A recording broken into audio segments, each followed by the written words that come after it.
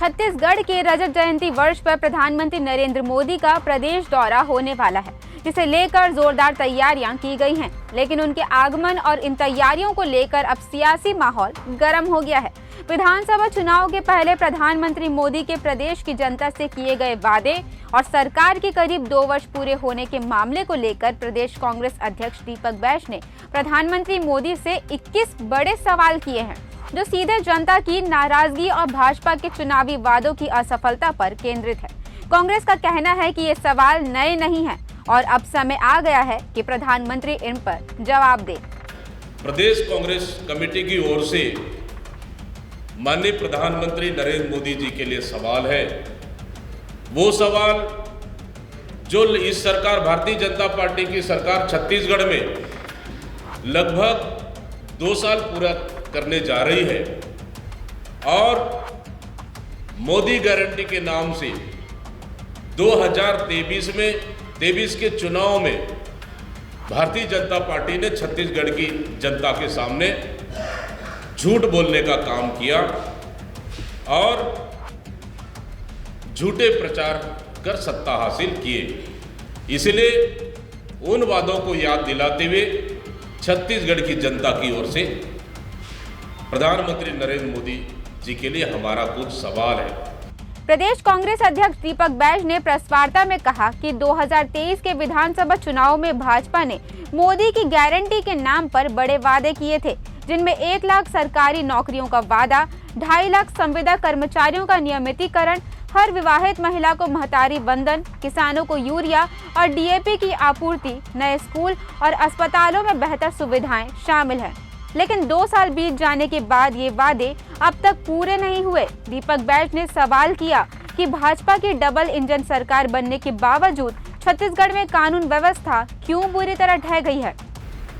आपकी double engine की सरकार बनने के बाद अपने चहेते उद्योगपतियों के लिए लगातार, चाहे हसदेव की बात करें या रायगढ़ के तमनार की बात करें, लगातार कोल माइंस को बेचा जा रहा है। इसके लिए धड़ल्ले से तमाम नियम कायदे को किनारे रखकर अवैध रूप से पेड़ कटाई किया जा रहा है। इसका जिम्मेदार कौन है?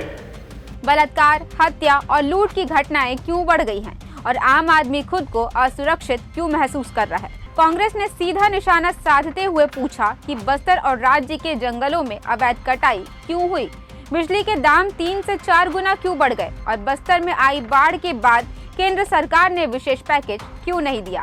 तमाम नियम कायदे को किनारे रखकर अवैध रूप से पेड़ कटाई किया जा रहा है। इसका जिम्मेदार कौन है?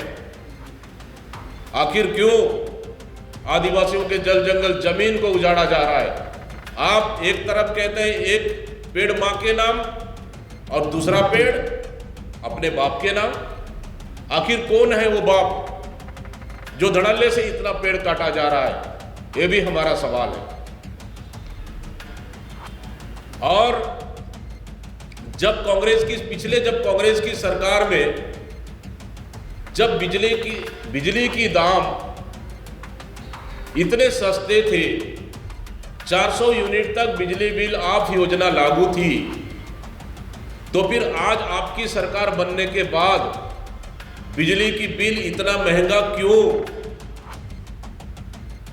बिजली बिल ऑफ योजना आपने बंद कर दिए, 4 बार बिजली के रेट आपने बढ़ाए, जबकि बिजली उत्पादक राज्य है छत्तीसगढ़। तो फिर बिजली महंगी क्यों? एक तरफ आप यहां बिजली महंगी कर रहे हैं, दूसरी तरफ आप बिहार चुनाव में 125 यूनिट फ्री देने का बात करते हैं। फिर ये 2 तरह की नीति क्यों? आपसे हमारा सवाल है, क्या यही मोदी गारंटी है क्या? इसके अलावा रेलवे ने यह हजारों यात्री ट्रेनों को रद्द कर दिया, जिससे प्रदेशवासियों की परेशानियां बढ़ी। वहीं महादेव ऐप और अवैध शराब के मामले, उद्योग और स्वास्थ्य सेवाओं की कमी, किसानों को यूरिया और डीएपी न मिलने जैसी समस्याएं भी सवालों में शामिल है। दीपक बैज ने सीधे कहा कि प्रधानमंत्री का चुनावी वादा हर साल 15 लाख रुपए और 2 करोड़ रोजगार भी अब तक पूरा क्यों नहीं हुआ है। कांग्रेस का कहना है कि इन सवालों का उद्देश्य किसी पर आरोप लगाना नहीं, बल्कि जनता के सामने वास्तविक मुद्दों को उजागर करना है। दीपक बैज ने कहा है कि छत्तीसगढ़ की जनता को जवाब चाहिए। ये लोकतंत्र का अधिकार है कि सरकार और प्रधानमंत्री से उनके सवालों का जवाब मांगा जाए। कांग्रेस के सवाल 21 मुद्दों पर केंद्रित हैं, जिनमें नौकरियों की कमी, संविदा कर्मचारियों का नियमितीकरण, महतारी वंदन योजना में देरी और स्वास्थ्य क्षेत्र में विफलता, कानून व्यवस्था, अवैध शराब और महादेव ऐप, जंगलों की कटाई और बिजली की बढ़ती कीमतें। सभी सवाल सीधे प्रधानमंत्री और राज्य की डबल इंजन सरकार पर निशाना साधते हैं। 2 साल के बाद अब जनता जानना चाहती है कि क्या मोदी इन सवालों का जवाब देंगे या फिर यह मुद्दे भी हवा में खो जाएंगे। छत्तीसगढ़ में रजत जयंती का जश्न तो मनाया जाएगा, लेकिन सवाल है कि क्या भाजपा और केंद्र सरकार जनता की उम्मीदों पर खरा उतर पाएंगी। छत्तीसगढ़ की जनता के सामने ये सवाल आने वाले दिनों में राजनीति बहस का केंद्र बने रहेंगे और अब ये देखना होगा कि क्या मोदी सरकार इन मुद्दों पर क्या प्रतिक्रिया देती है। फिलहाल इस पूरे मामले में आपकी क्या राय है, हमें नीचे कमेंट बॉक्स में जरूर बताएं। साथ ही वीडियो पसंद आया हो तो इस वीडियो को लाइक, शेयर व चैनल को सब्सक्राइब जरूर करें और इसी तरह की और खबरों के लिए CGNN लाइव के साथ बने रहें।